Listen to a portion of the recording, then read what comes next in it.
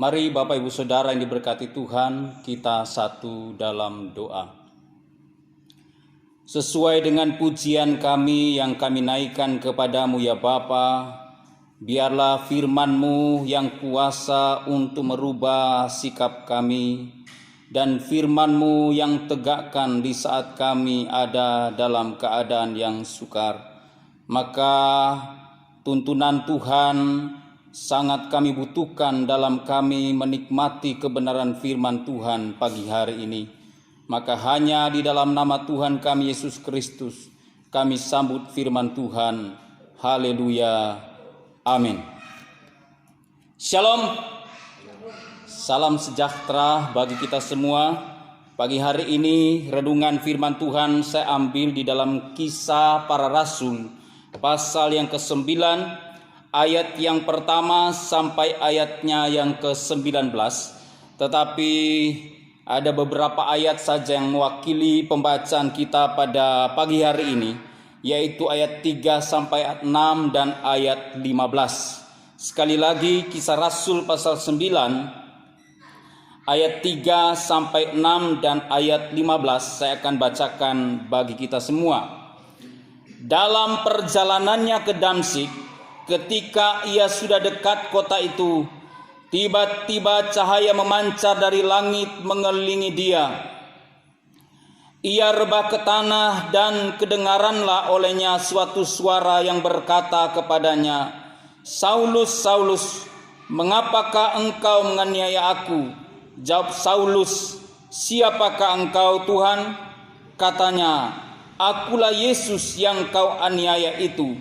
Tetapi bangunlah dan pergilah ke dalam kota. Di sana akan dikatakan kepadamu apa yang harus kau perbuat." Ayat 15.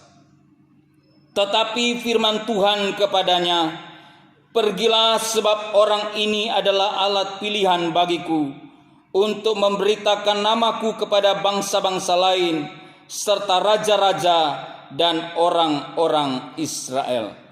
Puji Tuhan Bapak Ibu Saudara yang diberkati Tuhan.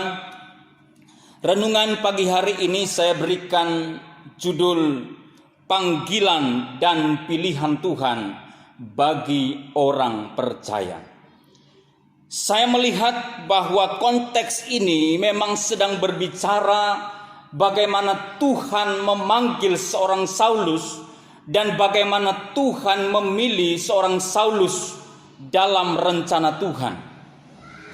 Tetapi saya percaya bahwa bukan hanya Saulus yang dipanggil oleh Tuhan, bukan hanya Saulus yang dipilih oleh Tuhan, tetapi setiap orang yang percaya kepada Tuhan, saya percaya semua kita sedang masuk dalam rencana Allah, dalam panggilan dan pilihannya. Maka dalam konteks ini saya melihat bahwa panggilan dan pilihan Tuhan adalah merupakan bentuk perhatian Tuhan kepada setiap orang yang percaya. Karena kalau bukan Tuhan yang memanggil dan memilih saya dan saudara, kalau bukan Tuhan yang memanggil dan memilih Saulus, mungkin dia tidak akan pernah tercatat dalam firman Tuhan. Dan saya melihat bahwa dalam setiap panggilan dan pilihan Tuhan selalu ada rencana Allah dan selalu ada tujuan-tujuan Allah.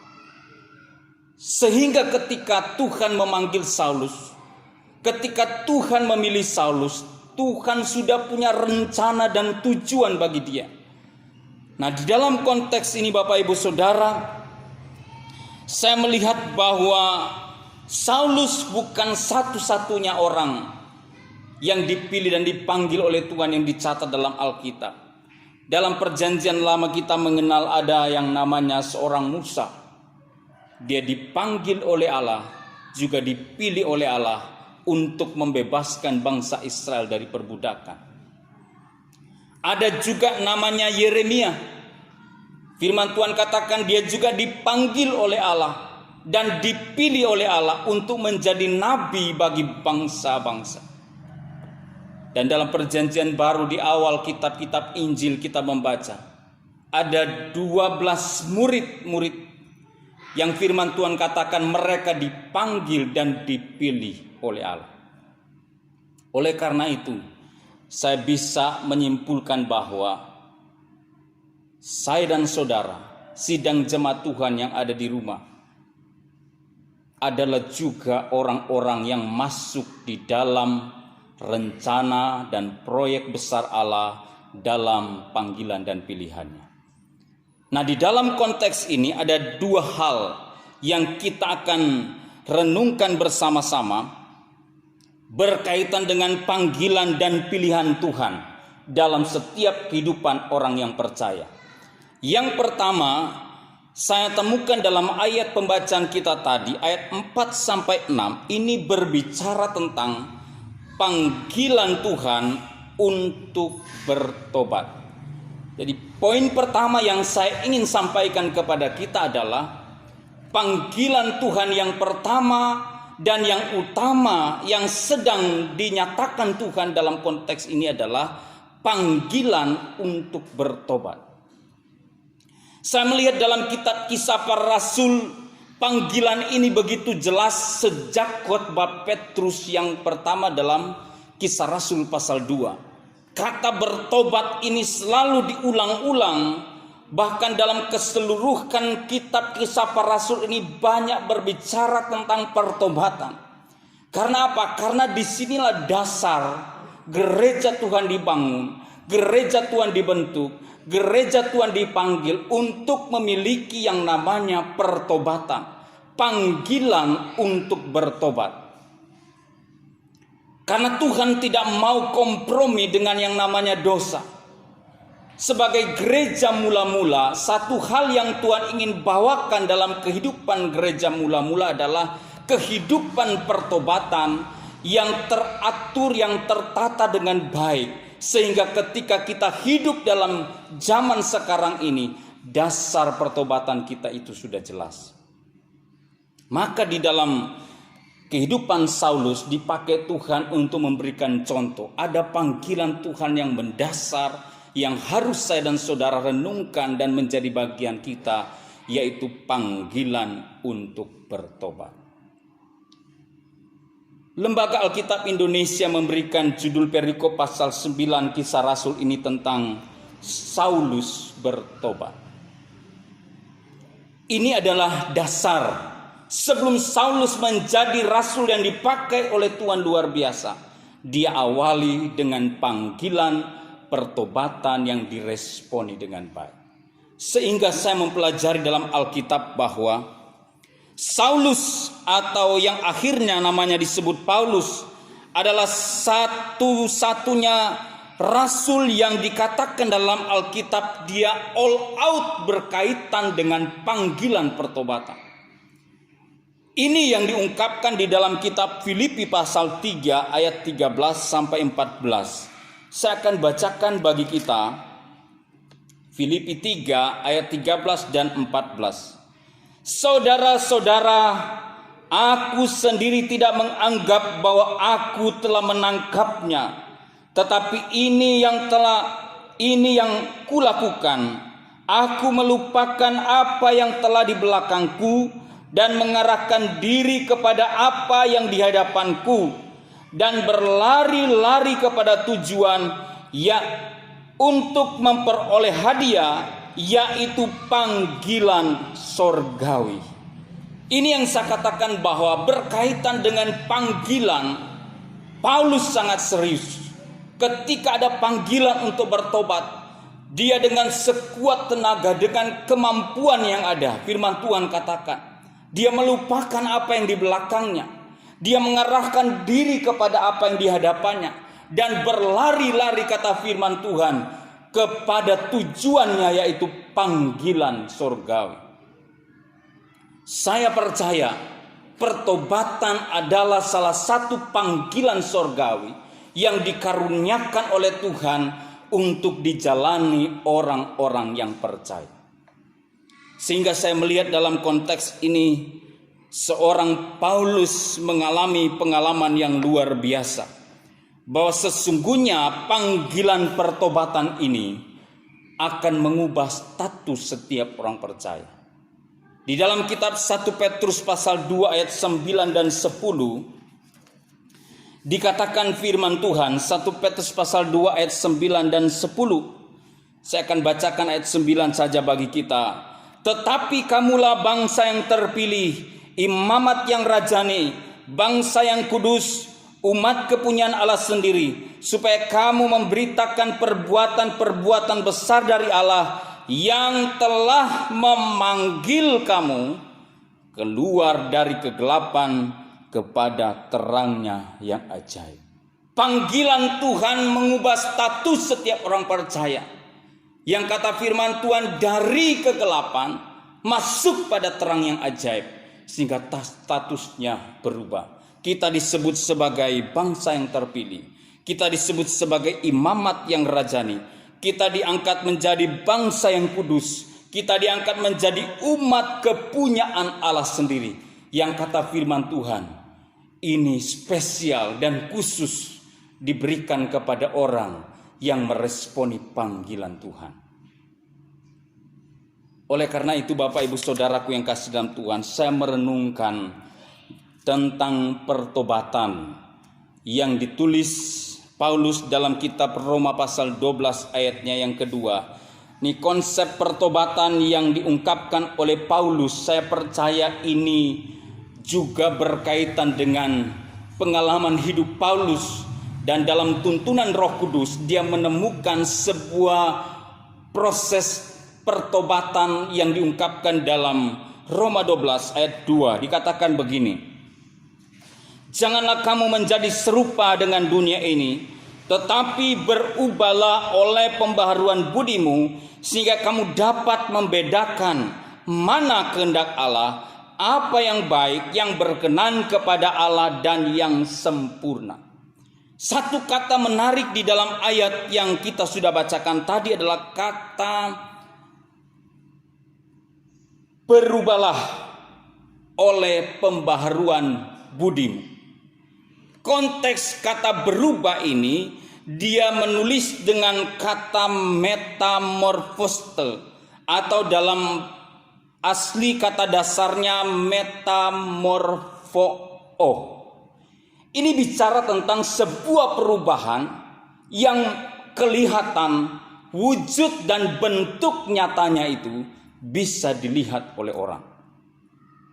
Tetapi dasarnya adalah perubahan nyata, perubahan bentuk yang seringkali kita pelajari atau kita dengar tentang metamorfosis yang terjadi kepada kupu-kupu.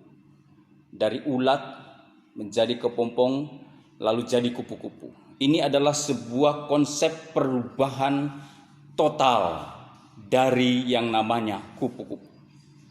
Nah, ini juga yang dibawakan oleh Paulus. Dan kata firman Tuhan, perubahan total yang wujudnya kelihatan diawali dengan yang namanya pembaharuan budi. Pembaharuan budi ini bicara tentang mind, pikiran, karakter seseorang yang berubah. Artinya perubahan wujud, kelihatan dan nyata dalam bentuk kehidupan sehari-hari itu diawali dengan pembaharuan yang dimulai dari dalam pikiran dan karakter. Maka saya menemukan bahwa Paulus menjadi seorang yang luar biasa karena dia paham konteks tentang pertobatan dan perubahan hidup, dan dia aplikasikan dalam kehidupan. Sehingga saya melihat dalam konteks ini bahwa ketika terjadi perubahan dalam budi, dalam mind, pikiran dan karakter, itu akan mendorong terjadinya perubahan bentuk wujud nyata dalam kehidupan sehari-hari, dan dampak besarnya adalah dia akan bisa membedakan mana kehendak Allah, apa yang baik, apa yang berkenan kepada Allah, dan yang sempurna. Tidak akan mungkin seorang bisa membedakan kehendak Allah kalau tidak dimulai dari perubahan mind, pikiran, dan juga perubahan karakter dalam dirinya, lalu diwujudkan dengan perubahan yang kelihatan dan nyata.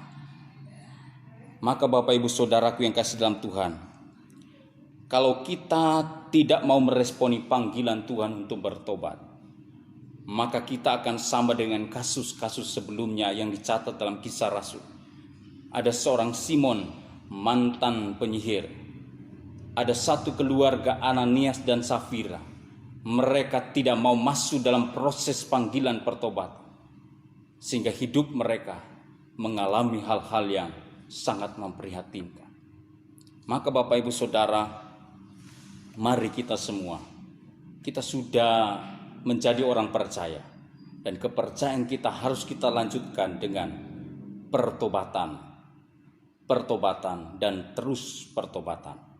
Kata firman Tuhan, Paulus katakan, setiap hari dia terus dibaharui dan dibaharui dari hari ke hari. Jadi poin pertama dalam hal panggilan dan pilihan Tuhan bagi orang percaya, bahwa Tuhan memanggil kita untuk bertobat. Yang kedua, ayat yang ke-15, kita kembali di dalam Kisah Rasul pasal yang ke-9 tadi.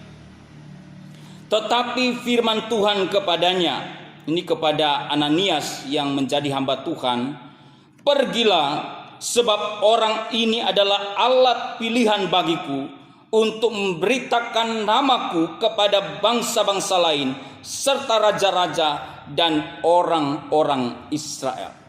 Bagian yang kedua berkaitan dengan panggilan dan pilihan Allah. Kalau yang pertama tadi kita sudah memahami bahwa kita dipanggil oleh Tuhan untuk bertobat sebagai dasar fondasi hidup kita. Maka selanjutnya ada pilihan Tuhan untuk menjadikan kita alat Tuhan. Jelas sekali ayat 15 berkata, pergilah sebab orang ini, yaitu Saulus, adalah alat pilihan bagiku. Seperti saya katakan di awal tadi bahwa bukan hanya Saulus yang dipilih oleh Tuhan, tetapi setiap orang percaya. Efesus pasal 1 ayat 4 katakan bahwa kita semua sudah dipilih sebelum dunia dijadikan. Artinya dalam perjalanan hidup rohani kita, saya dan saudara itu sudah dipilih. Tetapi untuk apa kita dipilih oleh Tuhan? Nah, salah satu tujuan pilihan Tuhan bagi kita, supaya kita bisa menjadi alat di tangan Tuhan. Kata alat saya temukan dalam terjemahan atau pengertian dalam Kamus Besar Bahasa Indonesia, artinya sesuatu yang dapat dipakai untuk mencapai maksud atau tujuan. Jadi alat itu sesuatu yang dapat dipakai untuk bisa mencapai maksud dan tujuan. Ini bisa berupa benda, tetapi juga bisa berupa orang. Nah, dalam konteks ini berbicara tentang alat, yaitu orang percaya atau Saulus dalam ayat ini itu dipakai oleh Tuhan. Jadi bagian yang penting yang saya temukan bahwa tujuan kita menjadi alat di tangan Tuhan adalah supaya kita bisa memberitakan nama Tuhan kepada semua orang. Ini menjadi catatan penting. Perjalanan hidup kita harus sadar, apapun profesi kita, apapun pekerjaan kita, apapun tugas kita adalah alat di tangan Tuhan. Dan alat ini gunanya untuk apa? Untuk memuliakan, membesarkan nama Yesus dimanapun kita pergi dan berada. Karena itu saya bisa katakan kepada kita semua bahwa jadilah alat Tuhan dimanapun kita berada. Jadilah alat Tuhan di kantormu. Jadilah alat Tuhan di tempat pekerjaanmu. Jadilah alat Tuhan di keluargamu. Jadilah alat Tuhan ketika engkau mahasiswa di kampusmu. Ketika engkau masih anak sekolah, jadilah alat Tuhan di sekolahmu. Karena saya percaya disinilah letak kita memahami tujuan Tuhan memilih saya dan saudara. Tuhan selalu punya rencana yang baik. Ketika Tuhan menetapkan untuk memilih kita, maka kita harus ingat, kita adalah alat di tangan Tuhan. Sehingga di dalam konteks ini saya menemukan bahwa kalau kita tidak meresponi pilihan Tuhan untuk menjadi alat di tangan Tuhan, maka kita bisa menjadi atau kita bisa diperalat oleh dunia ini. Ini yang terjadi dengan orang Kristen yang tidak kuat dengan panggilan dan pilihannya di dalam Tuhan. Banyak di antara mereka yang akhirnya tidak menyadari bahwa mereka sudah diperalat oleh dunia, sehingga kehidupannya menjadi kondisi yang tidak baik. Kehidupannya bukan menjadi berkat, tapi menjadi batu sandungan bagi banyak orang. Karena itu Bapak Ibu Saudara, melalui renungan pagi hari ini saya mengajak kita untuk menyadari kondisi dan posisi hidup kita. Kalau Paulus bisa menyadari kondisi dan posisi hidupnya sebagai orang yang dipanggil oleh Tuhan untuk hidup dalam pertobatan, sebagai orang yang dipilih oleh Tuhan untuk menjadi alat di tangan Tuhan, maka kita pun memiliki esensi yang sama, bahwa saya dan saudara juga adalah orang yang dipanggil untuk bertobat dan orang yang dipilih untuk hidup kita menjadi alat Tuhan dan memuliakan nama Tuhan. Kiranya firman Tuhan pagi hari ini boleh meneguhkan hidup saya dan saudara bahwa sesungguhnya Tuhan sangat peduli dengan kita. Tuhan sangat memperhatikan hidup kita, sehingga Dia memanggil kita untuk dengan panggilan pertobatan, dan Dia memilih kita dengan pilihan untuk menjadi alat Tuhan. Tuhan Yesus memberkati firman-Nya. Mari kita satu dalam doa. Tuhan, terima kasih untuk panggilan dan pilihan-Mu yang Engkau tujukan kepada Saulus, dan kami percaya itu juga Engkau tujukan bagi kami, sidang jemaat-Mu dan orang-orang percaya. Maka biarkanlah kami menjadi orang yang meresponi panggilan Tuhan. Tuntunlah hidup kami hari lepas hari hidup di dalam pertobatan. Tuntunlah kehidupan kami untuk hari lepas hari kami sadar kami adalah alat di tangan Tuhan yang dipakai oleh Tuhan untuk bisa memuliakan Engkau. Terima kasih Bapa di sorga. Kami berdoa biarlah seluruh sidang jemaat-Mu, bahkan setiap orang yang menyaksikan ibadah online ini diberkati di dalam nama Tuhan Yesus.